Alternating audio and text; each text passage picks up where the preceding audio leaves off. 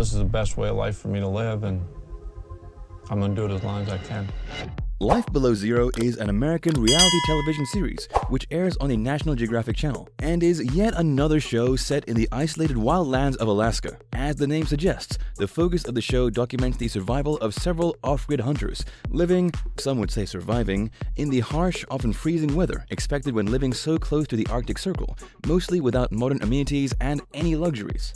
The show follows the daily lives and activities of 7 individuals and 1 family living in the various isolated parks in the areas they call home. They include Sue Aikens, the Hailstone family, Glenn Villeneuve, Jesse Holmes, Andy Bassick, Eric Salatin, and Rico DeWild. Filming takes place in several locations scattered across the Alaskan state, which range from the small towns of Norvik, Huslia, and Wiseman to isolated camping grounds on the Yukon and Kavik rivers. A simple reminder how to enter our brand new giveaway. We will be giving away either iPhone Max, iPad mini, or MacBook Pro. It's really your choice. All you have to do is watch the full video, leave a like, comment the keyword hidden in the video, subscribe, and turn on notifications to enter the giveaway. It's really that simple. The show's abundance of intrigue, suspense, and thrilling adventure make it one of the most popular reality series filmed in Alaska and has won several Emmy Awards for spectacular cinematography and masterful editing. Produced by BBC Worldwide, Life Below Zero debuted in May 2013, and through its ability to captivate the viewers, the show has stayed on the air for the past 7 years, reaching its 14th season in September 2020. However, like many reality shows, especially the ones filmed in Alaska, Life Below Zero became the subject of scrutiny, with fans questioning the reality and truth of what appears on their screens. Actually, the show does hide numerous secrets which the producers would rather keep quiet about, but despite a few exaggerations and planned disasters, the show is generally an honest representation of life in the Alaskan wilds. Aside from these secrets about to be uncovered, Life Below Zero is also host to many interesting facts and trivia which fans might find as intriguing as the regular adventures of the off-grid hunters. The dangers and harsh conditions under which the filming and production crew work have become something of a common theme for shows filmed in Alaska. For the camera operators of Life Below Zero, it's hardly any different, but the conditions they have to face are quite unique, and it's sometimes perhaps even more difficult than on other shows. Aside from the obvious harsh cold the crew have to endure, which causes its fair share of problems, the show's settings also hold a variety of other dangers, including wild predators. According to Joseph Litzinger, one of the Life Below Zero showrunners, several members of the crew suffered from frostbite and have had accidents in which they broke their bones. He also stated that there have been numerous occasions when crew members fell through ice on frozen rivers or from moving boats, as well as a few run-ins with the wild animals, including bears. To make conditions even worse, the freezing cold can become so bad that it prevents them from using conventional toilets, even when available, forcing the crew to make use of buckets instead. On top of that, the cold creates difficulties for the filming process itself. If the screens of the cameras don't freeze over in the cold, the batteries drain too quickly, causing them to need changing every 15 minutes. However, the crew quickly learned to keep the batteries tucked underneath their clothes, keeping them warm to prevent premature drainage. Many fans of the show might remember Sue Aikens' dramatic snowmobile accident, which caused Sue to suffer a broken collarbone and painful frostbite. Sadly, the accident and ensuing circumstances were not as accidental as the show portrayed, and the producers were far from innocent in their actions. Sue has long been a fan favorite, both because of her lovable on-screen presence and the fact that she has been surviving the cold Alaskan wilds all alone for several years. But following the accident, Sue undoubtedly fell out of favor with the producers. Despite this, Sue remains the poster face of the show, and many consider her as the main attraction of Life Below Zero. However, the strong-willed survivor didn't take the accident in her stride, but dragged the producers to court, accusing them of forcing her to drive her snowmobile without any protection. According to Sue, one of the show's producers, Aaron Melman, asked her to perform the dangerous stunt without her mask and helmet, claiming that the viewers couldn't see her face. Despite knowing the dangers involved, Sue complied with his request, but confirmed that her injuries would have been less severe if she had kept her protective gear on. To worsen the case against the producers, Sue also claimed that they took their time to rescue her and were more concerned with capturing footage of the accident than with her safety. Unfortunately, fans are right to question the truth about the show, as some of the circumstances are either exaggerated, planned, as in the case of Sue's accident, or sometimes even scripted. However, in the defense of the production team, the cold conditions often cause filming delays and difficulties, forcing the crew to complete double takes of specific scenes. When this occurs, producers might provide some of the cast members with pre-written dialogue instructing them about what they should say in front of the camera. Regardless, the show remains an accurate description of the lifestyle choices and conditions of living in self-reliance in the cold Arctic landscapes. However, due to the somewhat scripted content of the show, many native Alaskans are not fond of life below zero, believing the show exaggerates many aspects of the lifestyle and exploits the adventure to gain higher viewer ratings. Some of the locations where filming takes place are also not as isolated as the show wants viewers to believe. For instance, despite the lack of roads into Norfolk, the Hailstone family has easy access to the town, even if it means they have to travel by sledge or snowmobile. Other factors, slightly exaggerated, is the financial well-being of most of the stars.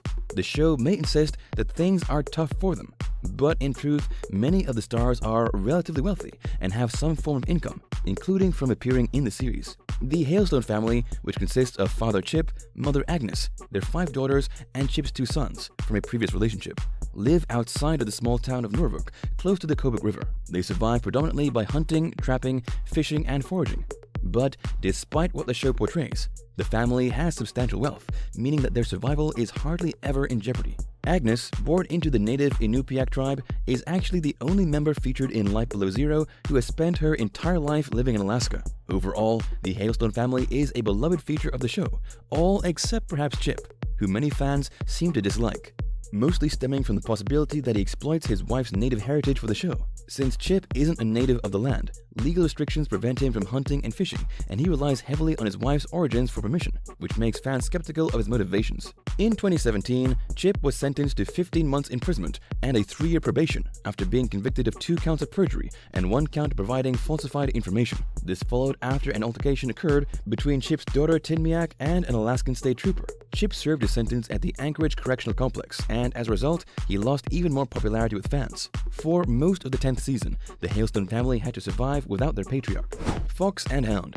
During the better parts of Life Below Zero, Sue Aikens is depicted as a lone ranger in the barren wilds and snowy tundra of the Arctic Circle, but this is a little removed from the truth. According to Sue's active Instagram page, she maintains a sunny garden where she grows a variety of vegetables and herbs. Farming might be an effective way to survive, but according to the show, it should be impossible for her to grow a garden. Sue is also the proud owner of the Kavik River Camp, which is open to visitations from tourists, making the place hardly as lonely as Life Below Zero would make viewers believe.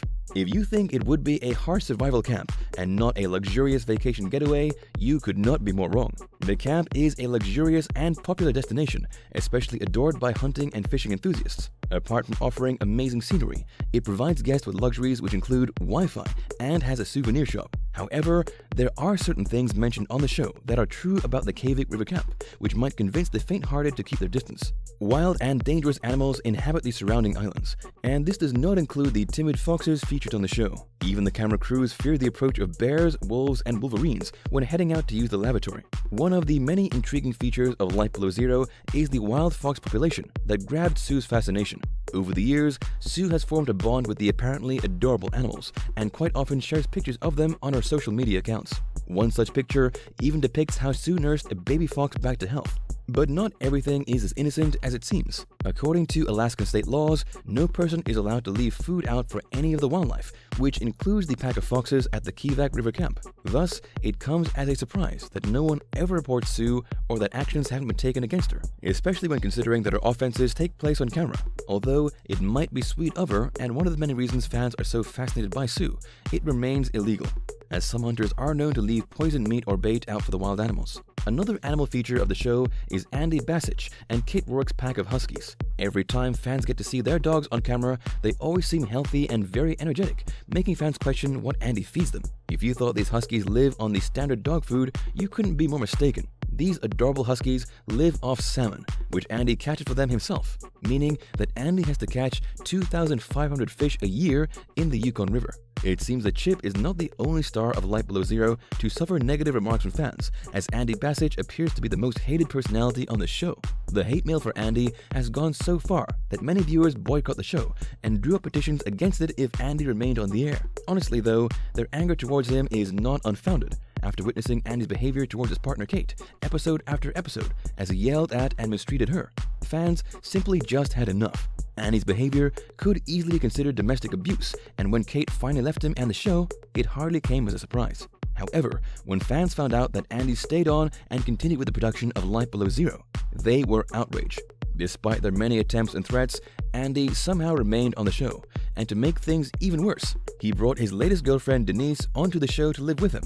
Thankfully though, Andy seems far better behaved towards Denise and hasn't incurred the further wrath of fans. Of all the people featured on Life Below Zero, Glenn Villeneuve is perhaps by far the most off-grid survivalist, and for some time he didn't even want to appear on the show.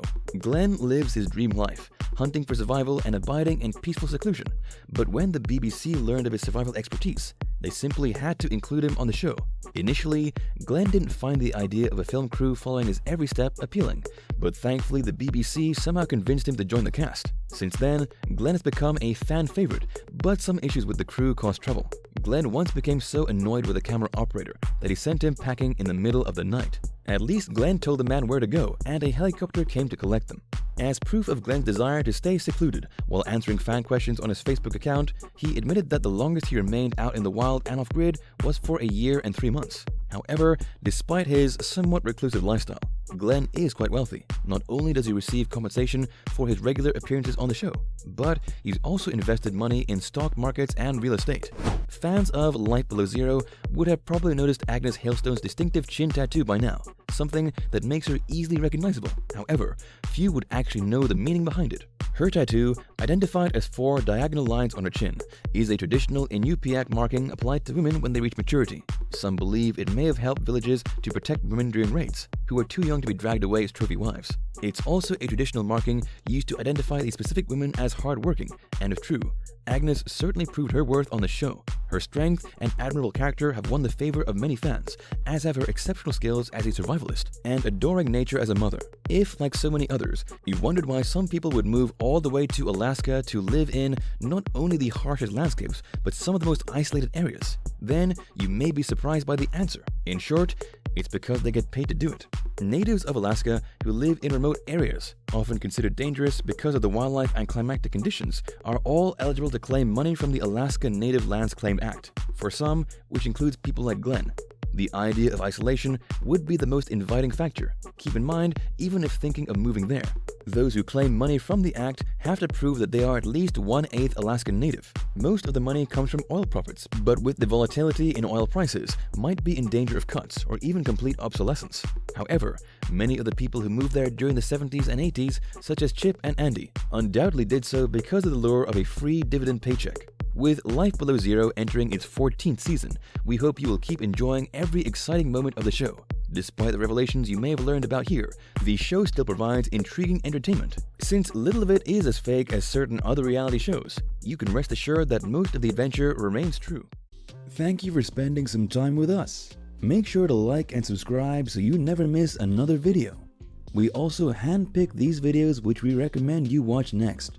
You can talk to us on all social medias or ask a question in the comments below.